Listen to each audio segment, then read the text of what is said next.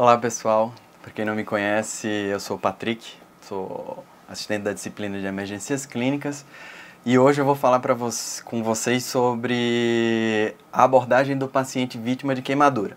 Tanto as queimaduras de extrema gravidade, são chamados pacientes grandes queimados, como as queimaduras de menor gravidade que vão chegar nos consultórios, nas portas do pronto-socorro, ou até aquele familiar que liga para você para perguntar o que é que faz depois de uma queimadura leve em ambiente de casa, essas coisas, tá bom? Vamos lá. A gente tem alguns objetivos nessa aula. Eu falaria para vocês que os objetivos principais são 3. Principalmente o manejo da via aérea, esses pacientes têm alto risco de evoluir com insuficiência respiratória. O início da ressuscitação volêmica precoce, principalmente com ringue lactato aquecido. E o outro ponto é o controle da dor, tá? Essas coisas têm que ser feitas concomitantemente, primeiramente a via aérea, seguida do controle da dor e da expansão volêmica, tá certo? Mas os objetivos no geral são manter a via aérea segura, realizar a ressuscitação volêmica adequada, identificar lesões concomitantes, porque o paciente pode ter sofrido trauma, ou outras lesões, por exemplo, num ferimento por explosão, eles podem ter um TCE associado, um trauma pulmonar, um trauma torácico, um trauma abdominal, entre outras coisas, vocês têm que estar atentos a isso. Conter quaisquer queimaduras que estejam progredindo, porque na fisiopatologia da queimadura, ela em si, ela tende a progredir, então a gente tem que fazer alguma coisa para que essa queimadura não progrida. O tratamento da dor, como eu já falei, e conseguir um local definitivo.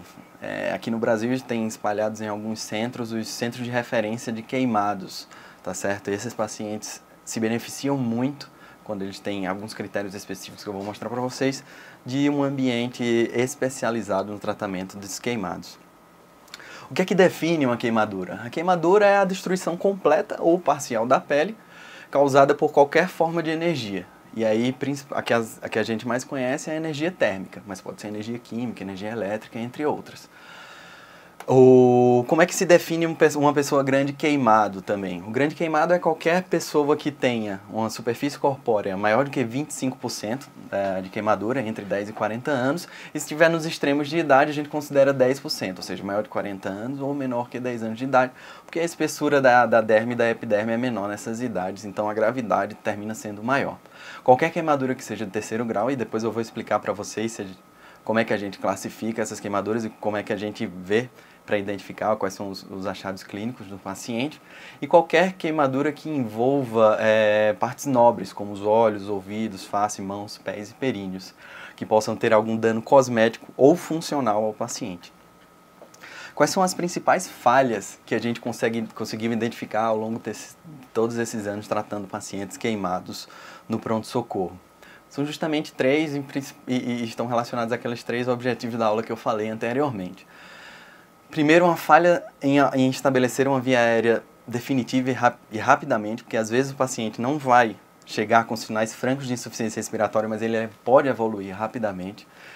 A ressuscitação volêmica geralmente acontece de forma inadequada, tanto para mais quanto para menos, e isso pode ser muito perigoso para o paciente. E a falha em transferir o paciente para locais em que são especializados em tratar esse tipo de paciente.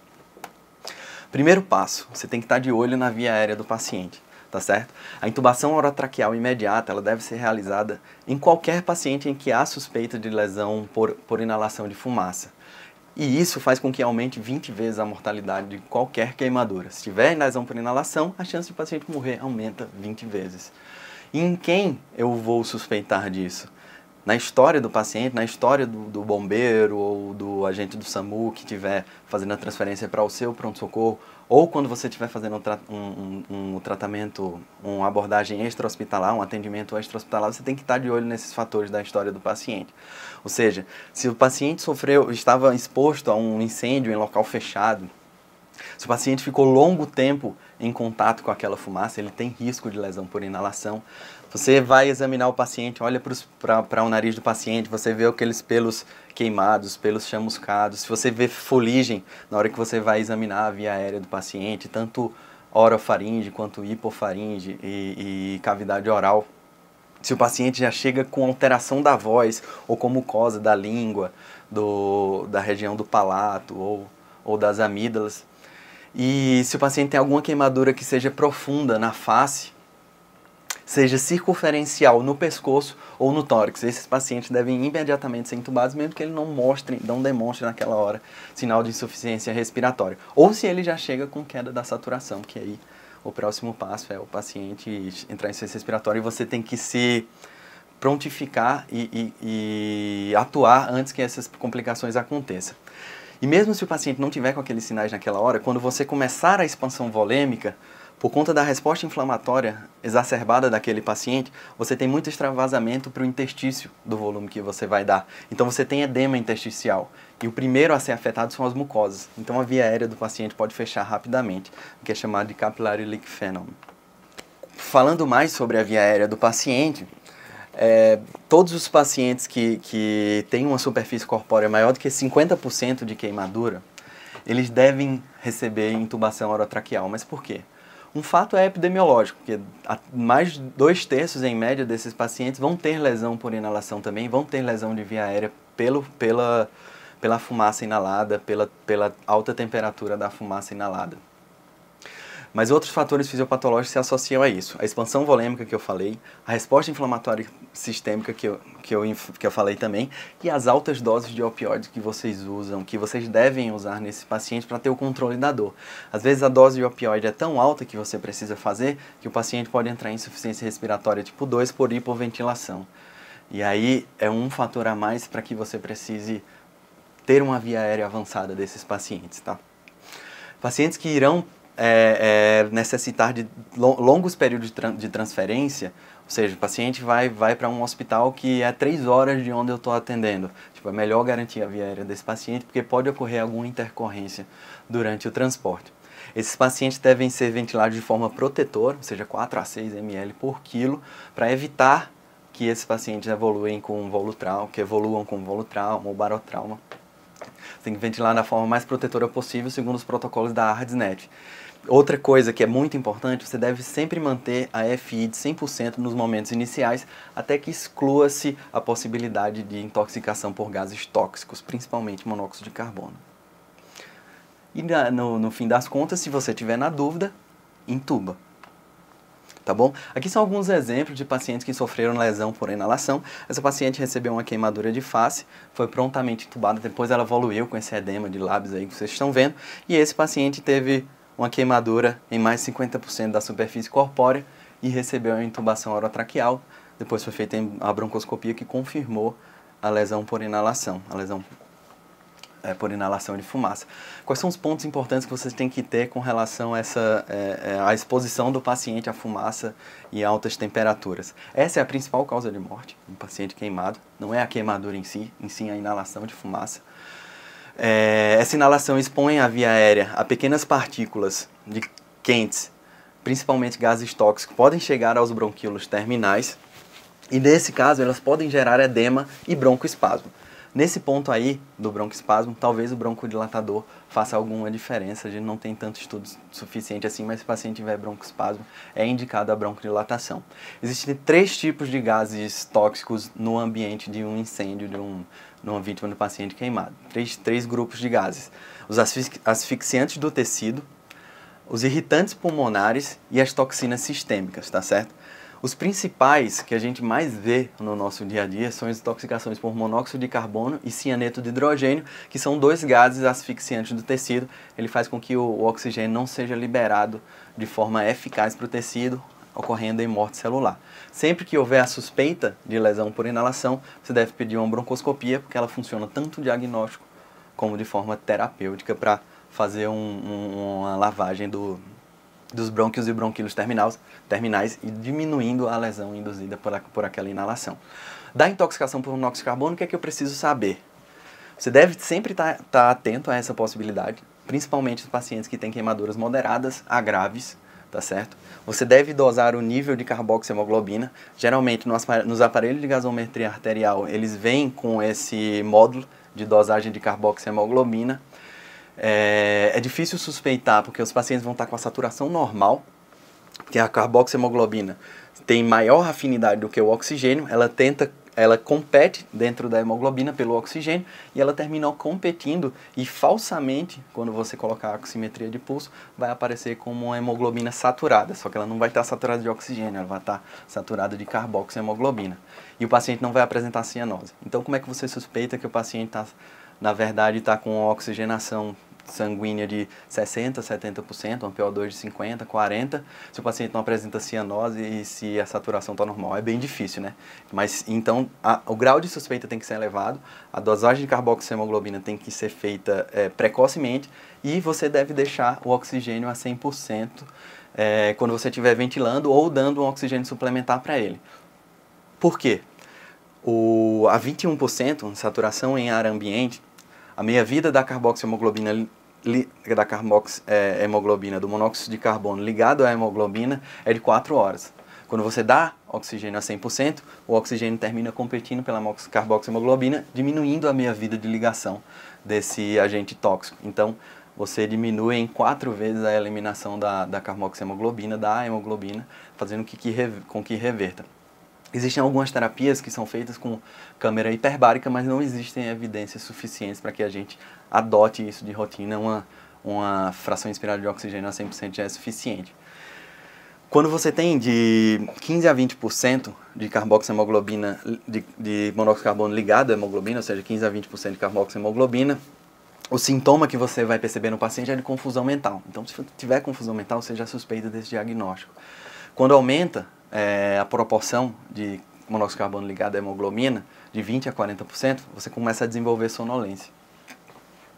E se essa porcentagem passar de 40%, o paciente entra em coma. E é muito difícil tirar dessas situações, tá certo? De salvar o paciente quando você diagnostica isso tardiamente.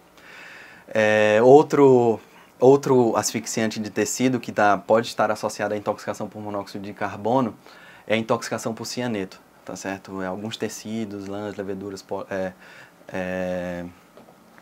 podem liberar essa toxina ao serem queimados. E sempre que tiver uma acidose lática inexplicada no paciente, com uma miocardiodepressão, o paciente está chocado, você dá a droga vasoativa, o paciente não melhora, você faz o ecocardiograma do paciente, ele tem uma hipocontratilidade, você deve suspeitar da intoxicação por cianeto. Tá? O tratamento é feito com cianokit, ele já vem com as doses certas para você fazer nos pacientes. Se não tiver a hidroxicobalamina, que é o cianokit disponível, você pode fazer com tiosulfato associado ao nitrito. Tudo bem? Identifiquei a gravidade do paciente, avaliei a via aérea, intubei quando necessário. O próximo passo é dar fluido para o paciente. E isso é muito importante porque a quantidade de perda insensível por aquela pele que deveria proteger da saída de líquidos, aquele tecido semipermeável, não está mais protegido. Então o paciente perde muito líquido. E ele pode morrer daquela hipovolemia induzida pela perdas insensíveis pela pele queimada, tá certo? Então você tem que repor vigorosamente e rapidamente esse líquido, de preferência com soro Ringer lactado e fluido aquecido. Você deve assegurar 2 acessos periféricos calibrosos, maior ou igual a 16 gauge de calibre. Dar preferência a áreas que não estejam queimadas, mas se não tiver, não tem problema, pode pegar na área queimada, tá bom? Solicitar exames laboratoriais como hemograma, gasometria arterial com dosagem de carboxiemoglobina, ureia, creatinina, eletrólitos, glicose. Dependendo da situação, você pode adicionar outros exames laboratoriais. CPK, creatinofosfoquinase e ECG, principalmente nas queimaduras elétricas, pelo risco de rabdomiólise e arritmias cardíacas malignas. Tudo bem? E sempre ficar atento aos parâmetros de perfusão do paciente, como pressão arterial, frequência cardíaca, tempo de enchimento capilar, nível de consciência e diurese. Tá bom? E o débito urinário do paciente, porque você vai manejando a quantidade de líquido que você vai continuar a dar ou não, se você vai precisar associar drogas vasoativas ou não, por esses parâmetros macrohemodinâmicos, tá certo? E como é que a gente faz? A fórmula mais conhecida que a gente tem é a fórmula de Parkland. A fórmula de Parkland, ela é usada em vários centros de referência e ela diz que é para fazer 4 ml vezes a superfície corpórea queimada, e aí eu vou explicar para vocês como é que calcula a superfície corpórea queimada, vezes o peso do paciente. E aí, quando você calcular essa quantidade total, essa é a quantidade em 24 horas que o paciente deve receber. E são 24 horas da queimadura, e não do momento que ele chega ao pronto-socorro, tá certo?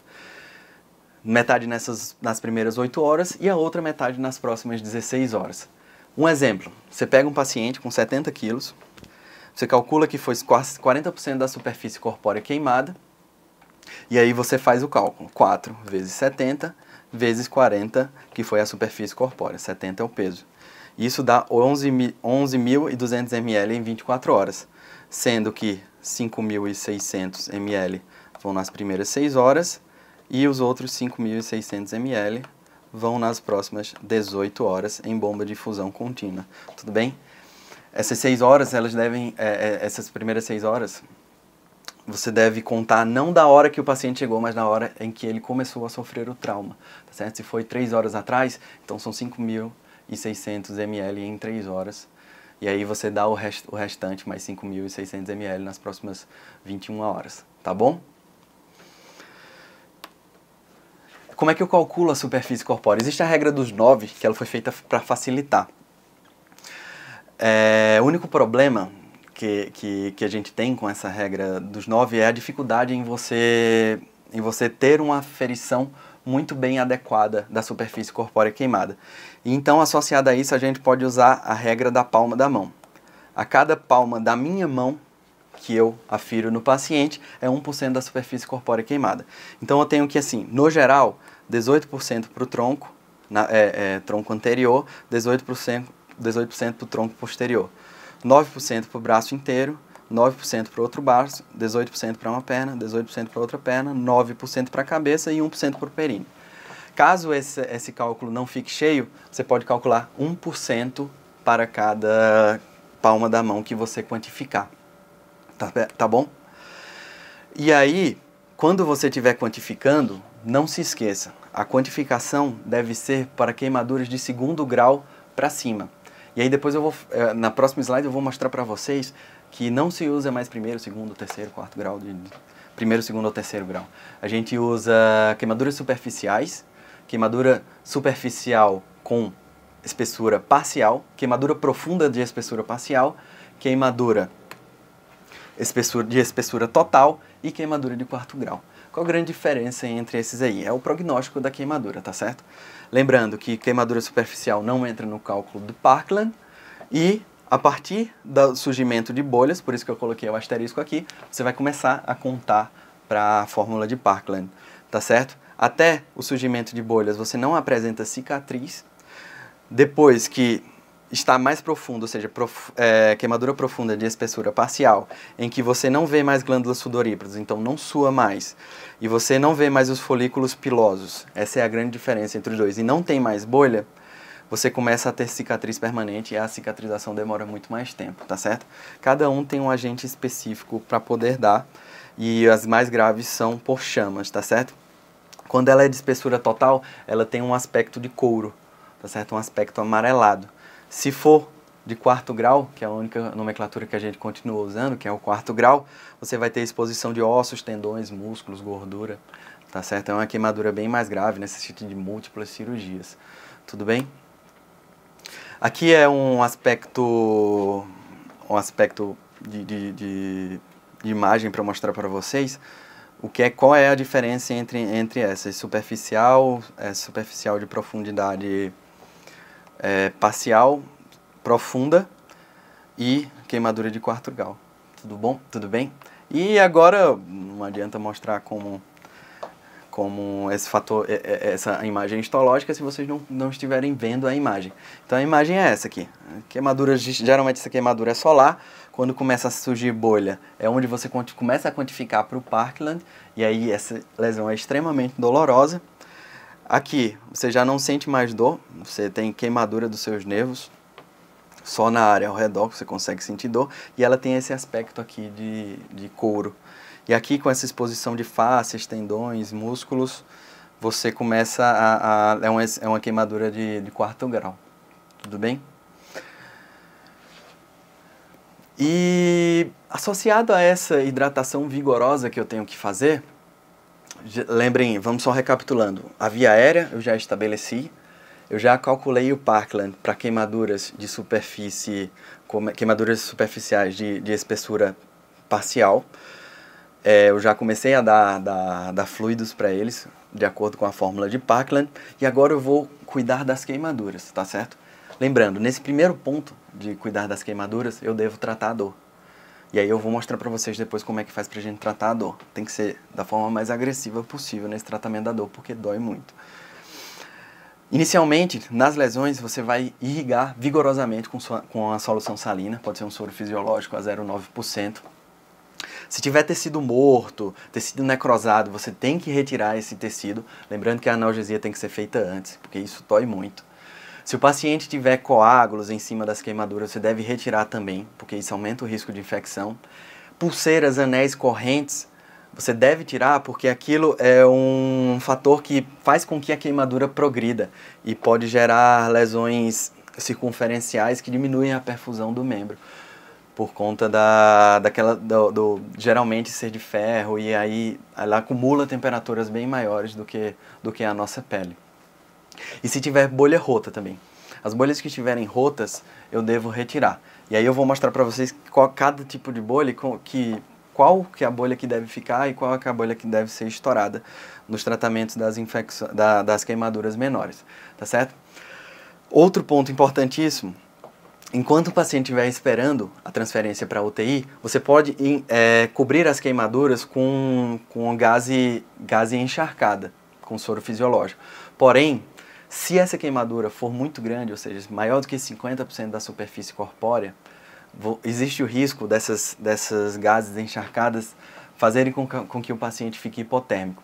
E isso é muito perigoso porque você dificulta a coagulação, você dificulta a agregação de plaquetas, e isso pode piorar o prognóstico do paciente se ele ficar hipotérmico, inclusive com as arritmias que a hipotermia pode induzir, tá bom? E como é que você deve fazer nesse momento? Quando o paciente estiver esperando vaga de UTI ou esperando a remoção, superfície corpórea muito alta, eu cubro com gás estéreo ou qualquer tecido que seja estéreo e seco, tá certo? Lembrando que a analgesia deve ser feita, mais uma vez, vocês não devem esquecer da analgesia, tá bom? Você deve evitar, pelo menos na sala de emergência, curativos que sejam antissépticos e pomadas antibactericidas, pomadas antibióticas, porque o serviço que receber o seu paciente, eles vão precisar ter acesso a essas lesões. Eles vão precisar ver e quantificar novamente essas lesões para poder fazer a programação cirúrgica dos pacientes. Então, enquanto ele estiver no atendimento pré-hospitalar ou em sala de emergência, vocês devem cobrir com curativo seco.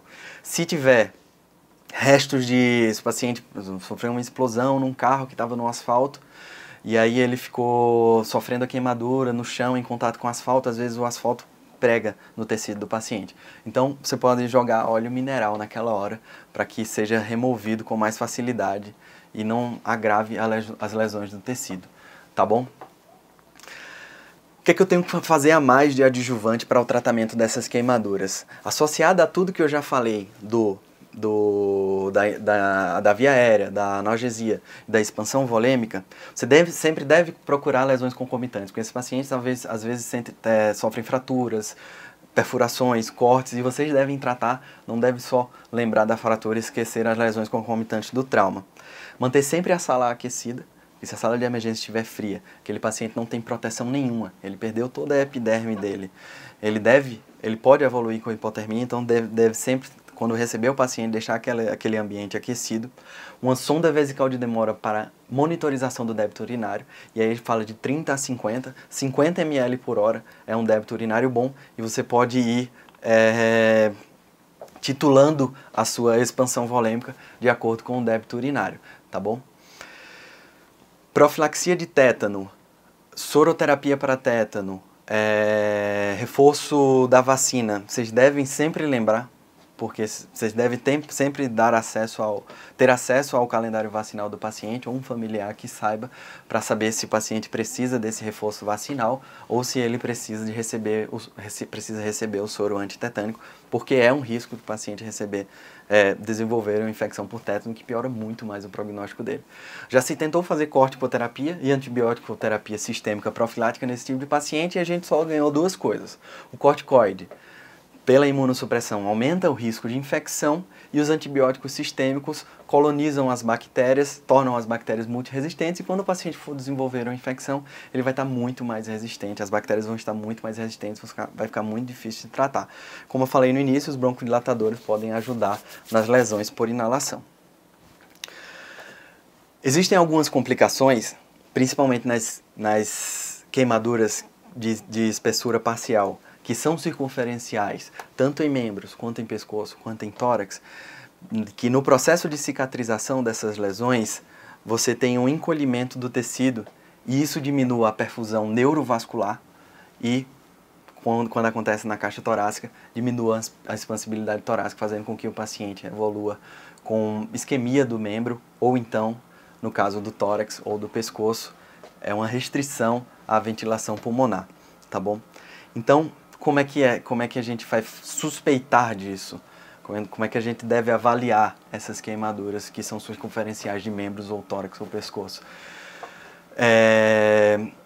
Você deve avaliar a perfusão distal daquele membro e ficar reavaliando sempre a perfusão distal daquele membro, vendo o pulso, vendo o enchimento capilar, colocando o oxímetro, que ele pode ser usado como parâmetro de perfusão, se a curva estiver boa também, e a temperatura da pele, porque a pele pode passar a ser fria quando era quente antes, e isso mostra um déficit de perfusão vascular. Se você tiver na dúvida, pode pedir um ultrassom Doppler, que vai mostrar a redução da irrigação daquele membro. Caso exista comprometimento vascular daquele membro, está indicada a escarotomia.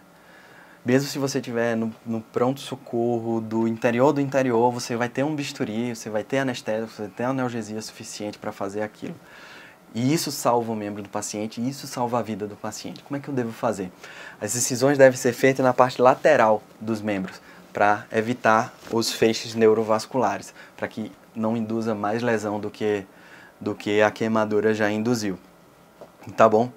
E você deve evitar a fáscia do músculo. Então, se estiver chegando no músculo, está errado. Existe o risco, sim, do paciente evoluir com síndrome compartimental, mas nesse caso da escarotomia, você não deve pegar a fáscia do músculo, tudo bem?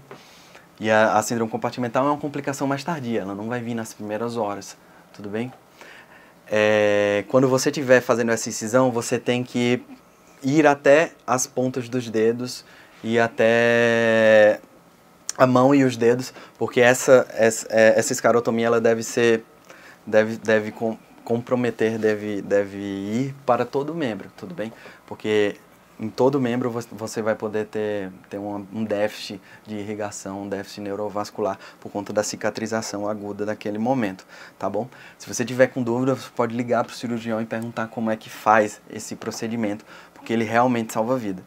Como é que isso aqui é só uma imagem para mostrar para vocês que ele fez uma escarotomia e aí ele seguiu usando os feixes mediais e laterais dos dedos para fazer essa escarotomia, nunca pegando a fáscia muscular até chegar na gordura. Tudo bem?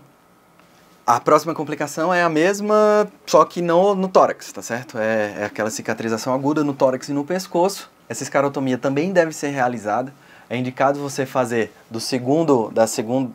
na linha axilar anterior, você faz do segundo espaço intercostal até o 12º, da segunda costela até a 12ª costela, uma incisão profunda que pode sangrar. Você pode usar o eletrocautério, que diminui muito o risco de sangramento nesses casos. E você deve unir essas duas incisões por incisões transversais para que você deixe o tórax expandir. Tudo bem? Esse é um procedimento de emergencista. E se você não estiver seguro em fazer, você pode chamar um cirurgião para fazer no seu lugar, se o serviço tiver. Se o serviço não tiver, você deve proceder com esse procedimento, porque isso é o que vai salvar a vida do paciente. Qualquer dúvida pode entrar em contato telefônico, é isso que a American Burn Association recomenda. Tudo bem? Aqui é outro exemplo do Brigham and Women's Hospital, que eles fizeram a escarotomia, tá? Aqui lateral, e duas incisões unindo as duas partes, as duas incisões na linha axilar anterior. Aqui é uma derivação do procedimento que ele faz na parte medial do tórax também, sempre livrando o umbigo. E aqui ele fez na perna e no braço também. Tá? Voltando. Via aérea já está já está segurada. Eu calculei minha superfície corpórea, excluindo as lesões superficiais, tá certo? As queimaduras superficiais. Depois eu calculei a superfície corpórea, comecei a expansão volêmica, segundo o protocolo de Parkland, e agora eu vou fazer a analgesia. Essa expansão volêmica deve ser feita junto com a analgesia, tá bom? Eu falo separadamente, mas só como didático.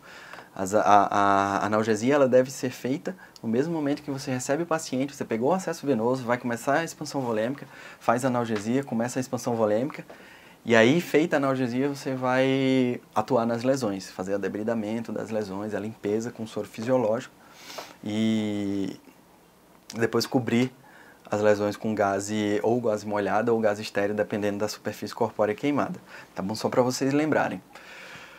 As queimaduras de segundo grau são as mais dolorosas, tá certo? Quando você tem de terceiro grau, de espessura total para cima, elas não doem mais, tá bom? Mas se for de segundo grau, aquelas com bolha, elas vão doer pra caramba, e a analgesia é um fator importante nesse processo de atendimento do paciente. E não só pela lesão, pela lesão térmica das fibras musculares, das fibras dos neurônios da pele, como também a ativação das fibras A faz com que todo o tecido ao redor da área que foi queimada desenvolva hiperalgesia. Então, se você toca na pele ao redor da área que foi queimada, dói muito. E isso faz com que você seja mais agressivo ainda na analgesia do paciente, incluindo o uso de ansiolíticos. Você pode usar ansiolíticos nesse caso para ajudar, porque o paciente às vezes fica muito agitado, você não consegue tratar o paciente sem fazer alguma dose de ansiolítico. Os opioides que você pode usar nesse contexto é a morfina ou o fentanil, dependendo se você já tem uma via aérea assegurada ou não. Morfina você deve fazer 0,1 mg por quilo a cada 5 a 10 minutos, então muito mais morfina do que vocês estão acostumados a fazer. E sempre, quando tiver dor controlada, depois de 5 a 10 minutos fazendo, controlei a dor, deixa analgesia de horário, inclusive analgesias de resgate pré-troca de curativos, tá bom? Porque a indução da dor na troca de curativos vai ser ainda maior. Para resumir o manejo dessas queimaduras maiores, eu fiz um quadro para vocês para mostrar como é que eu vou fazer em cada área do atendimento ao trauma, né? O A, B e o C, e o tratamento adjuvante. No A, avaliar a via aérea e a ventilação do paciente e intubar precoce se tiver algum sinal de desconforto respiratório ou sinais de que ele teve uma lesão por inalação e a qualquer momento ele vai evoluir com o fechamento das vias aéreas e insuficiência respiratória. Na respiração, oximetria de pulso sempre, para avaliar a oxigenação do paciente, e O2 suplementar a 100% até que eu exclua a possibilidade de intoxicação por monóxido de carbono. Sempre que houver suspeita de lesão por inalação, eu devo fazer uma broncoscopia para diagnóstico e terapêutica também. Na circulação, estabelecer 2 acessos venosos calibrosos, expansão volêmica vigorosa, utilizando a fórmula de Parkland para queimaduras a partir do segundo grau. Devo fazer sempre monitorização cardíaca e eletrocardiograma devido ao risco de distúrbios eletrolíticos e arritmias malignas e inclusive no choque elétrico, tudo também. Para a terapia adjuvante, o controle da dor, que deve ser feita inicialmente também. Uma sonda nasogástrica, tanto para nutrição precoce, quanto para controle de vômitos, realização de algumas medicações e dieta interal. E sempre que houver lesões concomitantes no paciente, você deve avaliar lesão por lesão, segundo os protocolos do ATLS. Quais são os critérios para eu transferir meu paciente para um centro especializado no atendimento de queimados? Primeiro, queimaduras de espessura parcial, ou seja, queimaduras acima do segundo grau, acima de 10% da superfície corpórea, lesões com alto grau de distúrbios funcionais para o paciente ou em áreas nobres, ou em grandes articulações, porque eu posso ter restrição à mobilidade daquela articulação se eu não tratar aquela queimadura. Queimadura de terceiro grau em qualquer faixa etária, ou seja, se for uma queimadura de espessura total, sendo em qualquer faixa etária, química, elétrica, inclusive pessoas atingidas por raios, lesões por inalação de fumaça, lembrando que isso aumenta em 20 vezes a possibilidade do paciente morrer, Lembrando que pacientes que têm insuficiências orgânicas pré-existentes, como cirrose, insuficiência cardíaca, DPOC, eles necessitam de um tratamento, mesmo que ele não tiver a superfície corpórea tão queimada, eles necessitam de um tratamento num centro especializado. Traumas concomitantes, por exemplo, uma fratura de húmero, fratura de fêmur, que seja concomitante, por exemplo, num episódio de explosão.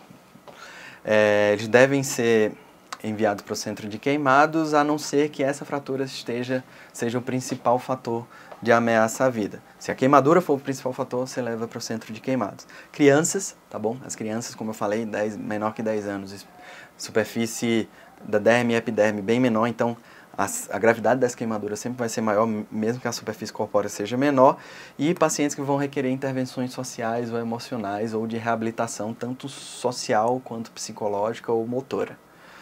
Tudo bem?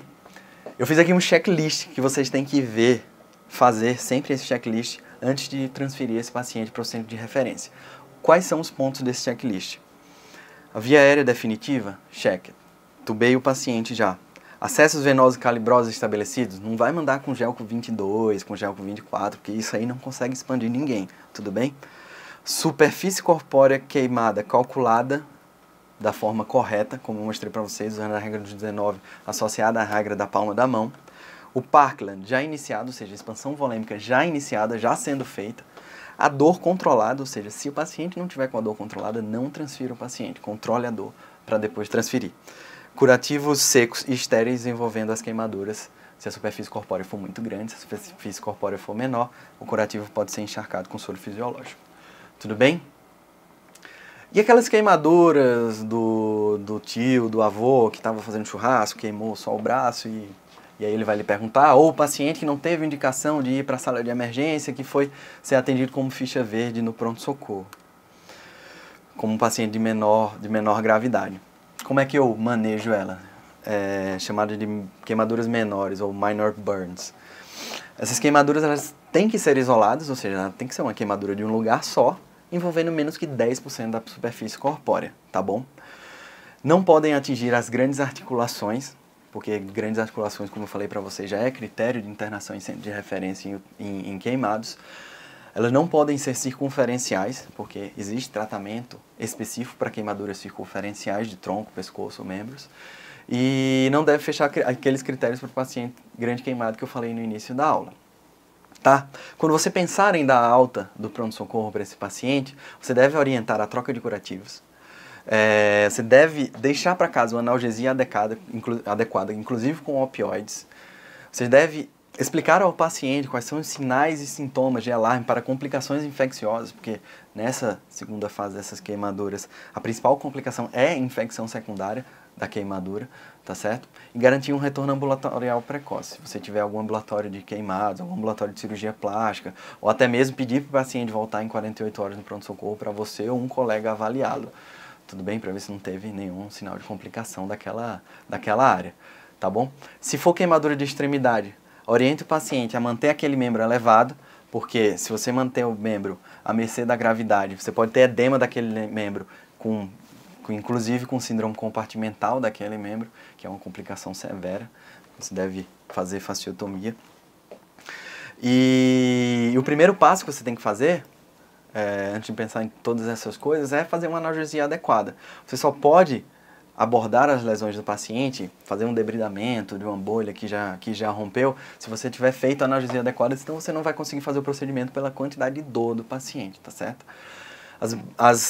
O debridamento deve ser feito nas bolhas rotas, bolhas muito grandes que estejam intactas, mas elas devem ser muito grandes.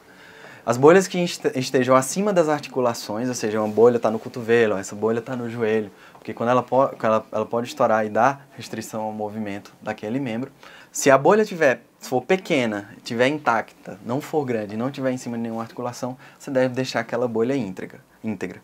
O grande risco de você não remover o tecido dessa bolha intacta é a infecção mesmo, que aquilo está colonizado e pode gerar infecção, por isso que você tem que fazer o debridamento e aí fazer o curativo com antibiótico tópico. Os antibióticos tópicos, eles aumentam a taxa de cura, ou seja, aumentam a velocidade com que aquela queimadura cura e reduz a possibilidade de infecção bacteriana, diminuindo a colonização bacteriana. A mais usada mais reconhecidamente usada por nós é a sulfadiazina de prata a 1%, tá certo? Ela deve ser usada em cima dessas queimaduras a partir do 2º grau, de superficial de espessura parcial, e ela deve ser trocada 2 vezes por dia até que essa queimadura até que essa lesão pare de exudar. Depois que essa lesão parar de exudar, você deve trocar só 1 vez por dia até que ela esteja totalmente cicatrizada. Quais são os riscos de eu fazer a sulfadiazina de prata? Se eu não retirar totalmente a pomada de um curativo para outro, eu posso fazer com que a pele se torne cinza, ter uma coloração alterada da pele por conta do conteúdo da pomada. Então, sempre retirar totalmente a sulfadiazina de prata antes de trocar o curativo. Ela não deve ser feita na face, por conta do risco de lesão permanente, de coloração permanente da face. Outros riscos que tem é o risco de leucopenia, mas é raro. E em pacientes alérgicos à sulfa não deve ser usado, como também em pacientes com deficiência de glicose 6-fosfato desidrogenase, deficiência de G6PD, ela também não pode ser usada em crianças menores de 2 meses ou em grávidas pré-termo. Bem, a gente não tem estudo suficiente que mostre a segurança nesse tipo de paciente pré-termo, nem em amamentação. Tudo bem? Resumindo para vocês como é que a gente deve fazer o manejo dessas queimaduras menores na porta do pronto-socorro, o primeiro passo é oferecer a analgesia adequada, tá bom? E aí depois avaliar as lesões e fazer o debridamento quando necessário. Você deve limpar as lesões bem com sabão neutro e água, ou então, se você tiver um antisséptico tópico, tipo uma clorexidina diluída, você pode fazer a limpeza com clorexidina tópica, tá bom? Não alcoólica, porque só vai aumentar a dor. Faça o debridamento da ferida, se necessário, como eu falei. Você pode usar a sulfadiazina de prata como primeira escolha. Não, nunca, na face e nem nunca em pacientes alérgicos à sulfa. Outras opções mais baratas ou em face que eu posso usar é a bacitracina, a pomada de bacitracina, ou uma que vem com antibiótico triplo de neomicina, polimixina e bacitracina zínsica. Essas são opções mais baratas que podem ser usadas também, sendo que a bacitracina sem o zinco pode ser usada na face, tudo bem? Queimaduras na face. Os curativos sintéticos são caros,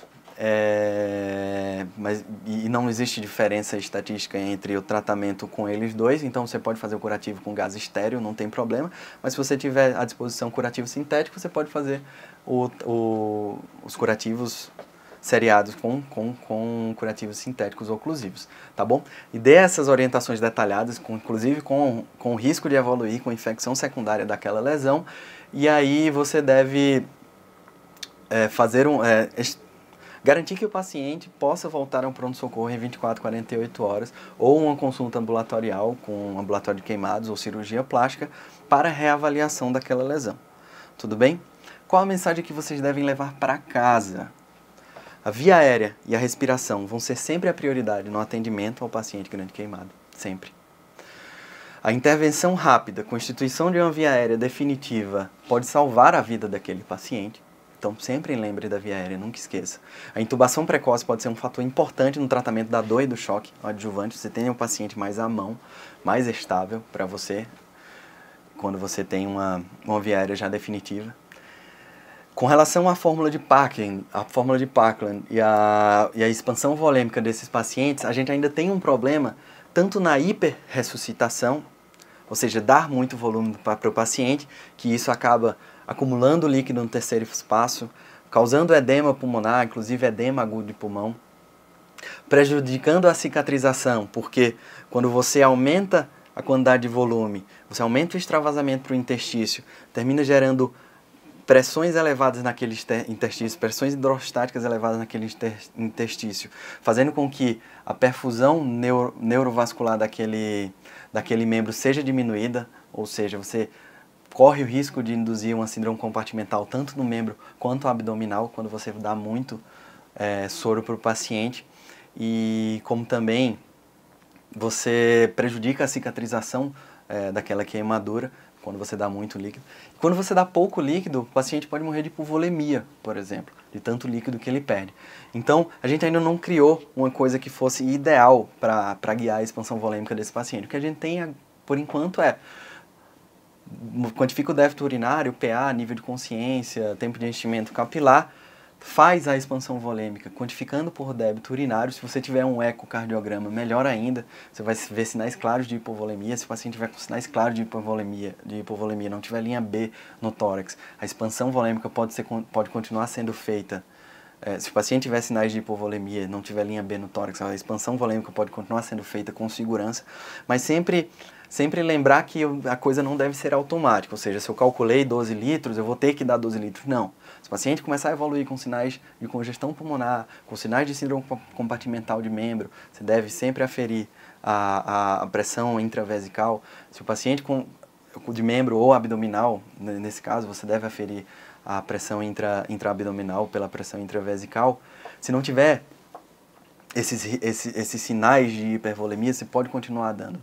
Não fiquem engessados por essa fórmula de Parkland. Tanto pode ser para mais quanto pode ser para menos, tá bom? Existem alguns estudos mais recentes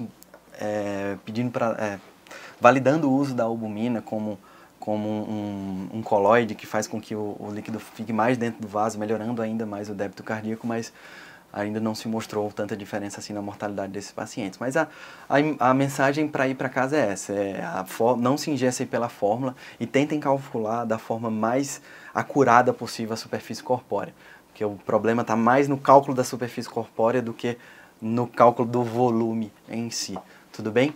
E a transferência precoce, nunca deixem aquele paciente no extra-hospitalar ou num centro em que você não tem capacidade de tratar aquele paciente grande queimado. Os pacientes, por mais longe que seja, eles vão se beneficiar de serem tratados no centro de referência para queimados.